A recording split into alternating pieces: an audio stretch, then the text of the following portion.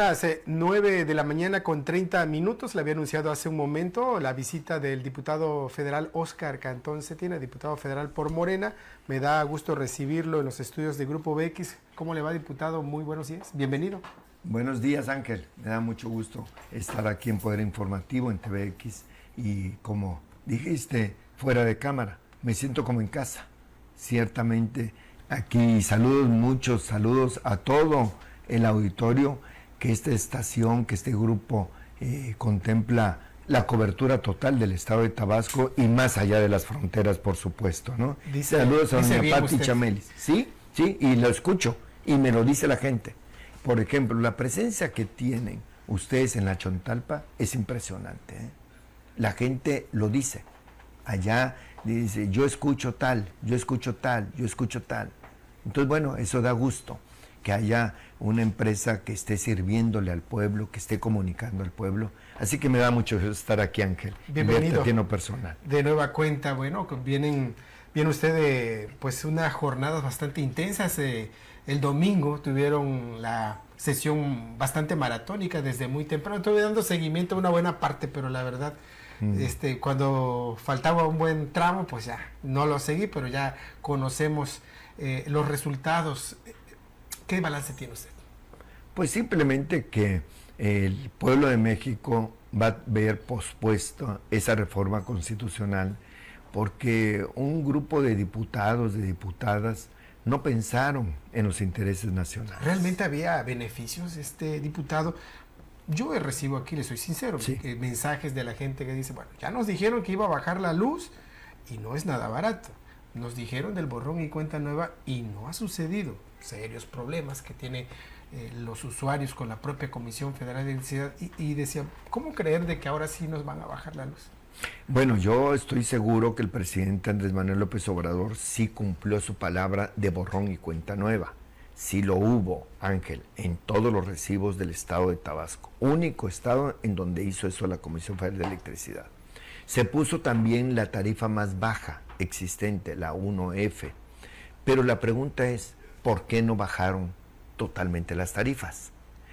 Porque no es posible si no haces esa reforma constitucional.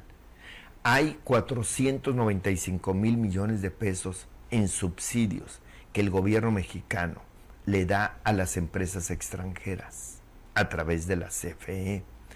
¿Por qué? Porque con la reforma del 2013 de Peña Nieto, reforma de la Constitución, se dejó a la CFE atada con unos contratos a 20 y 30 años, en donde verdaderamente son leoninos esos contratos, verdaderamente tienen sujeta a la CFE, y la CFE solo está de fachada, no manda la CFE en el mercado eléctrico, en la industria eléctrica. 62% el día de hoy ya pertenece a los extranjeros, a las compañías extranjeras. ¿Por qué crees el caso típico que todo mundo ya conoce, el del famoso Oxxo, que lo vamos a corregir rápidamente? ¿Por qué? ¿Por qué Oxxo te paga casi 200 pesos al mes y tiene 18, 20 refrigeradores enormes, las 24 horas del día, aire acondicionado? Ve las tiendas de Oxxo, todo en la calle tienen luces. ¿Por qué? Porque están en un mercado paralelo.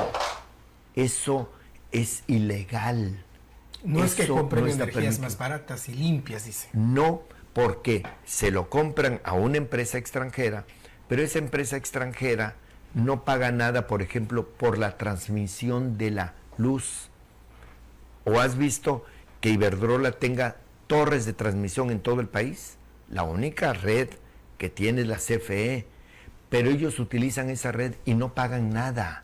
Eso es parte del subsidio que el pueblo mexicano le está dando a esas empresas. Luego, ellos tienen básicamente energía eólica y solar, ¿sí? Del sol y del viento.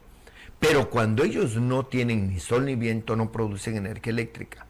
¿Quién respalda eso? Porque la energía eléctrica tú en esta estación la necesitas todo el tiempo. Pues entonces entra el respaldo de la Comisión Federal de Electricidad. Ellos no tienen respaldo. No ves en ninguna empresa de esas que tiene Liverpool, sus plantas generadoras allí. Entonces, cuando ellos tienen energía, se la venden a CFE al precio que quieren y de manera obligada. Por ejemplo, CFE tiene capacidad para darle energía eléctrica a todo el país en este momento. Pero no la genera. ¿Por qué? Porque no la puede distribuir, porque tiene que meter primero a la línea la del sector privado. Ahí están las hidroeléctricas. Las hidroeléctricas están a un 30% de su capacidad de generación. Bueno, todo eso tiene que ver mucho dinero, mucho dinero. ¿Qué vamos a hacer? Ahora no pasó la reforma constitucional, que nos hubiera dado la posibilidad de una reestructuración integral. Lo que estamos haciendo nosotros es componer lo que Peña Nieto descompuso en el 2013. Por eso es que no ha podido bajar el precio de la energía eléctrica, porque CFE quedó como fachada, insisto, para cobrar el recibo, para dar la cara de que no da el mantenimiento, de que se friga un transformador allá en cualquier comunidad de Comalcalco, de Cunduacán o de Cárdenas, y no va a componerlo. Y ves a la gente juntando dinero para reparar ese transformador, ¿no? Eso porque es a diario. A diario, sí, pero es una forma de estrangular. Hay que recordar que la CFE era una empresa única. ¿Y qué hicieron en la reforma del 2013?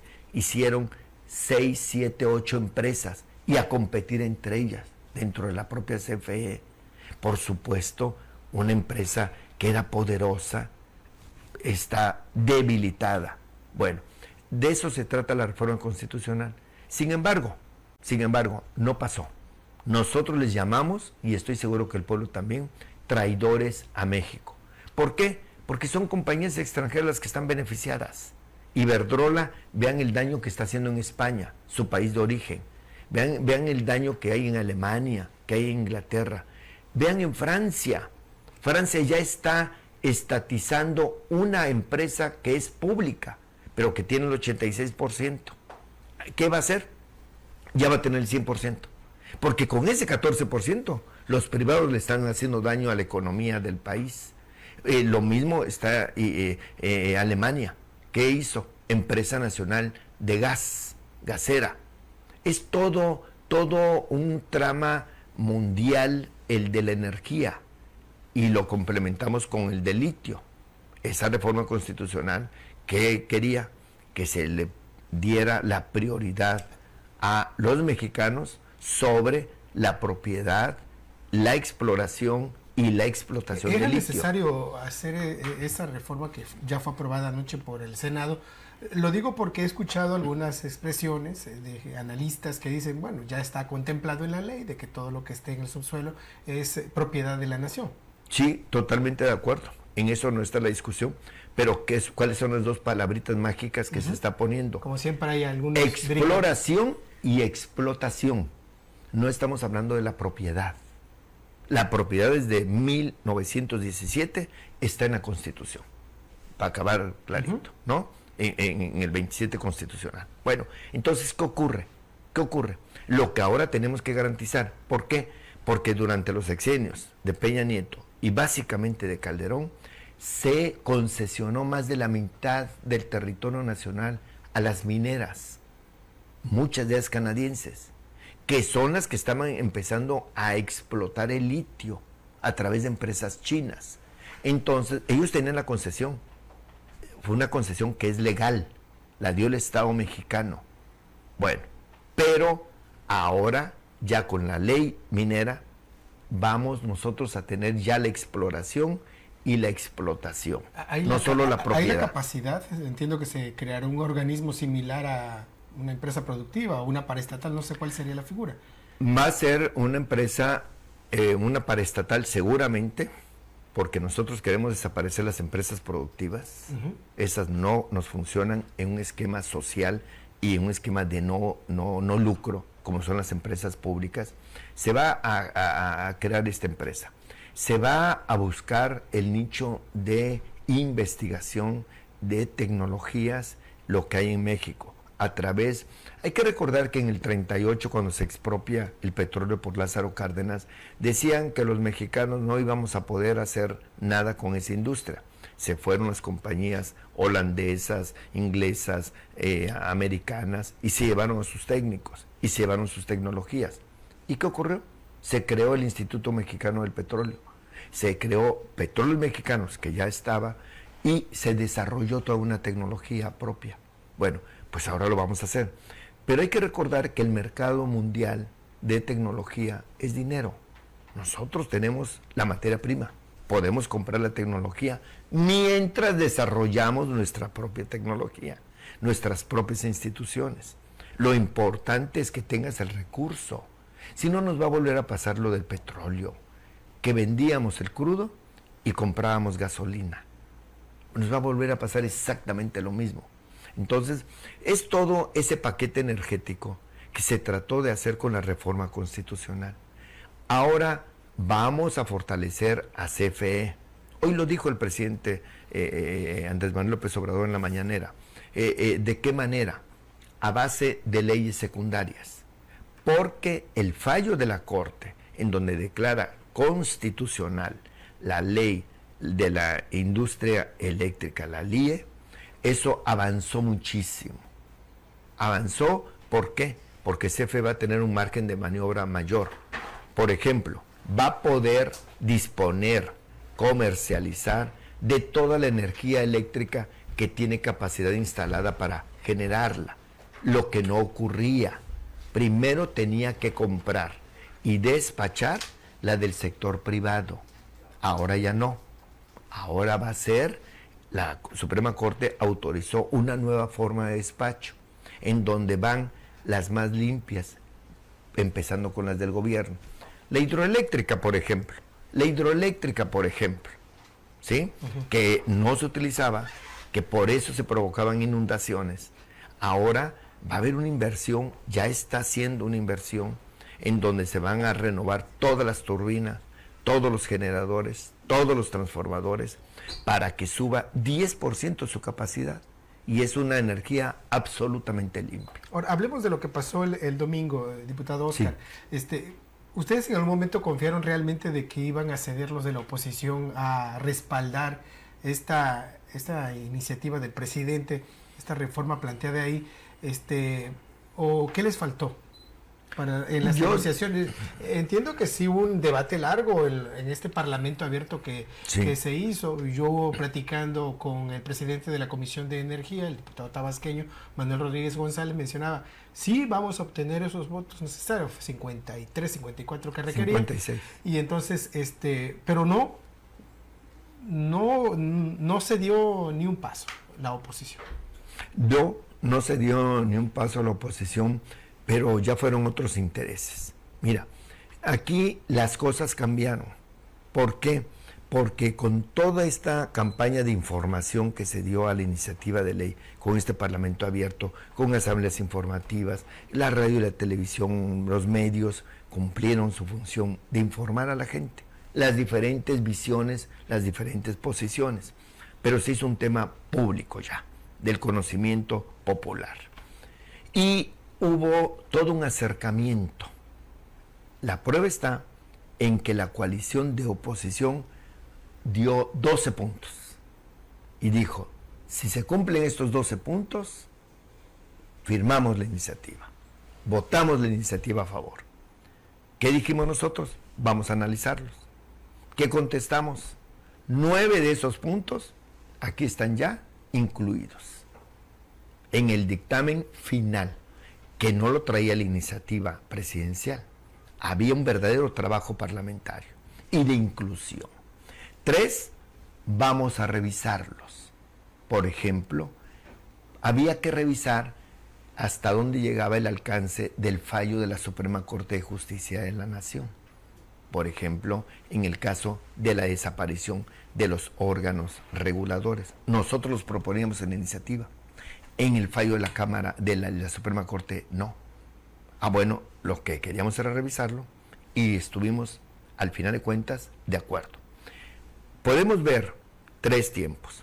La iniciativa presidencial como venía, el primer proyecto de dictamen Comisiones Unidas hecho por la coalición Hacemos Historia, o sea, Morena, Verde y PT, Y después de esos 12 puntos que hizo público el PRD, el PAN y el PRI, el último dictamen, el que se discutió en la Asamblea, ya observaba esos puntos.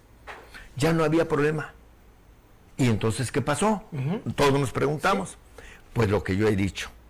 Simplemente los intereses mezquinos y muy particulares se impusieron. Entró en disputa, y lo dijo el presidente en la mañana también, no cedimos a esas negociaciones que se estaban acostumbrados a ceder, por ejemplo, gubernaturas. El PRI... ¿Se llevó ese tema por supuesto, a la discusión de la reforma? Por supuesto. Y eso fue lo que paró todo. ¿Cuántas pedían? Lo que paró todo.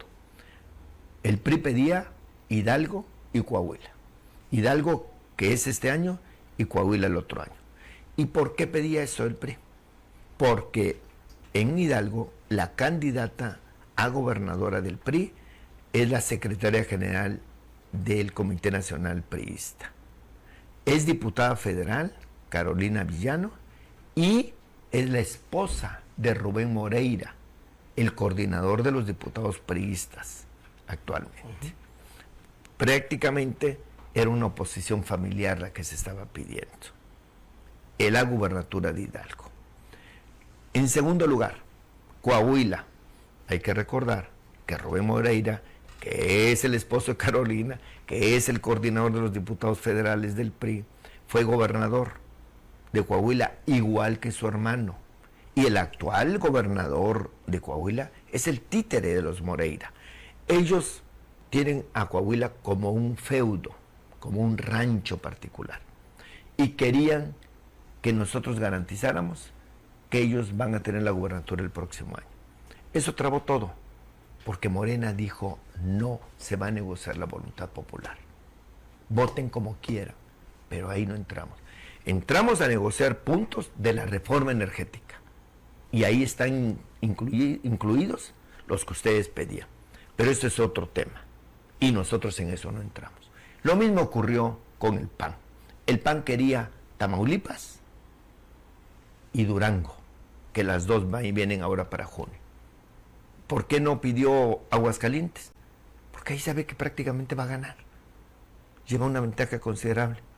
Ahí estamos luchando, pero está difícil que ganara Morena. Pero en Tamaulipas, en Durango, nosotros vamos arriba. Entonces, fue una negociación de gubernaturas. Y ahí se frenó todo. Ahí se frenó todo, aparte de esos intereses económicos en donde estuvieron los cabilderos de las empresas extranjeras y todo. Pero todo eso era manejable, ¿eh? Todo eso era manejable. Escuchaba ese mismo día al dirigente del PRI que la 4T estaba moralmente derrotada. Es un discurso que también el propio presidente ha dicho en contra de la oposición. Realmente están derrotados por un tema tan importante, y es una de las iniciativas que también el presidente le da una importancia por lo que representa.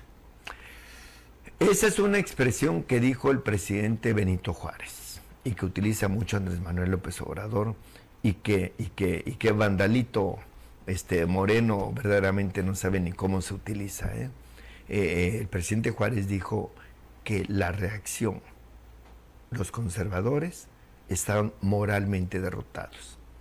En ese momento hay que recordar, el país estaba invadido, ellos estaban por la fuerza, por las armas y en alianza con gobiernos extranjeros. Pero el presidente Juárez dijo, moralmente están derrotados. Nosotros sostenemos algo: la moral del pueblo de México nunca va a ser derrotada, menos por una votación en una sesión de la Cámara de Diputados, de ninguna manera. Lo que quiero decir, ellos están derrotados electoralmente, porque el pueblo de México no les ha dado los votos. La prueba está en que ese día, el domingo, nosotros en esa sesión tuvimos más votos que ellos, toda la coalición de la oposición junta. No logramos tener los votos que da una mayoría calificada para reformar la Constitución, pero fueron 275 votos contra 223. Tenemos la mayoría, pero no para reformar la Constitución. Pero bueno, nosotros sabemos que el pueblo es muy fuerte. Nosotros conocemos y vimos en el 2018 que Andrés Manuel López Obrador no ganó la presidencia a base de comprar despensas y regalarlas o a comprar votos, sino a través de recorrer el país con la cercanía con la gente y convenciendo con ideas, con principios, con ideales. Yo sí tipifico como traición a la patria lo que hicieron las diputadas y los diputados el pasado domingo. ¿Por qué? Porque eran los intereses de la nación, porque eran los intereses del pueblo los que estaban de por medio, porque era reivindicar para el pueblo la industria eléctrica nacional, que ahorita está en manos de extranjeros.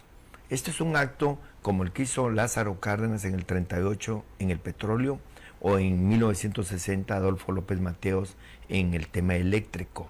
Entonces, para mí, sí hay una traición a la patria, en función de que traición a la patria es beneficiar, es ayudar a los extranjeros en contra de los intereses nacionales. No es una campaña de odio como algunos mencionan, que están impulsando y de división mantener confrontados al pueblo.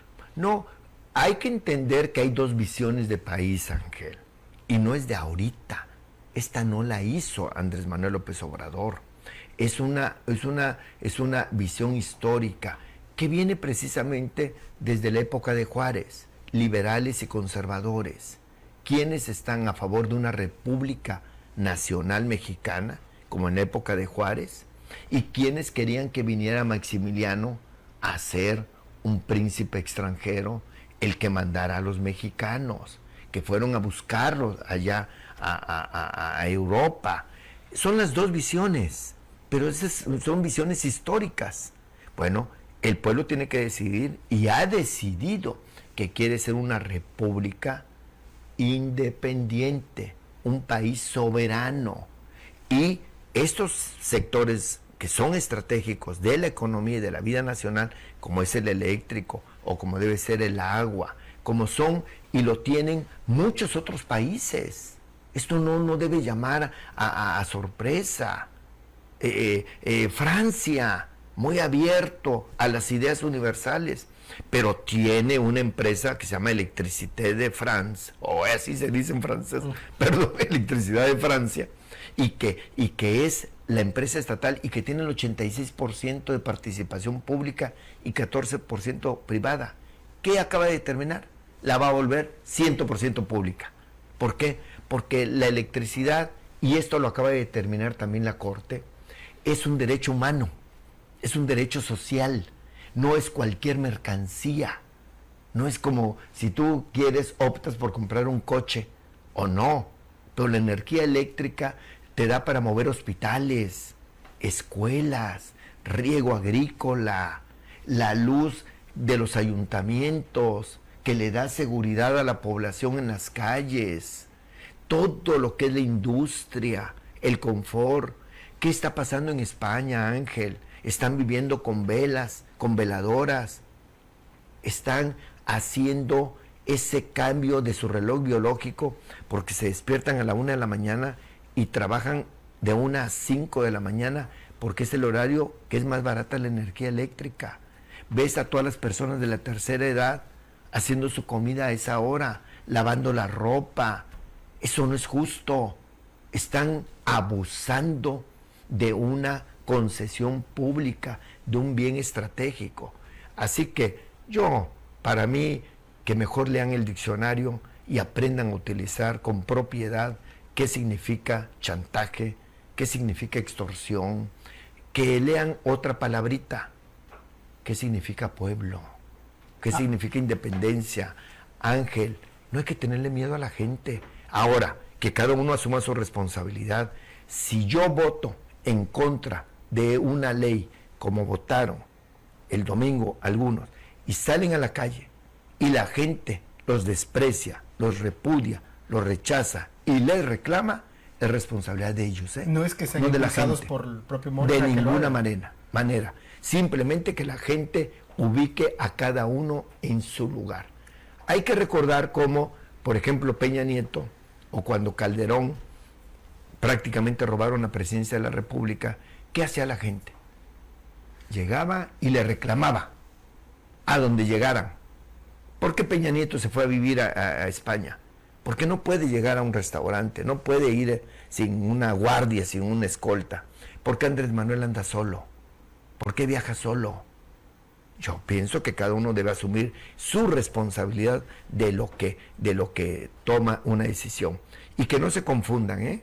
En la Cámara votaron diputadas y diputados, pero que no representan al pueblo. La mayoría, ojo, la mayoría son plurinominales, ¿eh? La mayoría. Y entonces, el verdadero voto se ha tenido afuera. ¿Y a poco no Morena ganó las mayorías? En el 91 y en el 18. Entonces, que no se confundan, que no quieran adjudicarse un papel de demócratas y de representantes de la sociedad que no lo tienen. Es la bondad, es el exceso también de un sistema electoral que le da posiciones políticas a quienes no lo merecen y que la gente no les ha dado la confianza. A propósito de ese tema, se planteaba también la reducción de plurinominales, o se va a plantear en reforma a la ley electoral, que también han dicho no va a pasar. ¿No te gustaría que pase lo mismo con este planteamiento que va a presentar también? Se va a presentar una iniciativa en ese sentido, en la reforma electoral. Bueno, vamos a ver que cuando se presente esa iniciativa, que va a ser en unos cuantos días ya, que la gente vea quién está a favor, como estamos nosotros, los de Morena, de que no haya un gasto desmedido en las elecciones, que los partidos políticos no conviertan en negocios familiares lo que es el voto popular, de que ¿qué caso tiene que haya tanto diputado y senador plurinominal? Hay que entender que la representación proporcional se instituyó en este país cuando había un partido prácticamente único, hegemónico, que no había oportunidad de ganarle. Había que dejar que las minorías fueran representadas. Pero ahorita ya hay un sistema electoral muy competitivo en donde hasta un independiente puede ganar. Un partido cualquiera puede ganar. Hay gobernadores de Movimiento Ciudadano, del PAN, había del PRD, ya no hay, de Morena, del PRI, del PAN.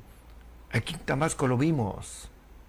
¿Qué a poco no en Tabasco, en una competencia abierta de 17 municipios, ganaron 3 la oposición, 1 un independiente, otro un partido chiquitito como es Movimiento Ciudadano y otro un partido mediano como es el PRD?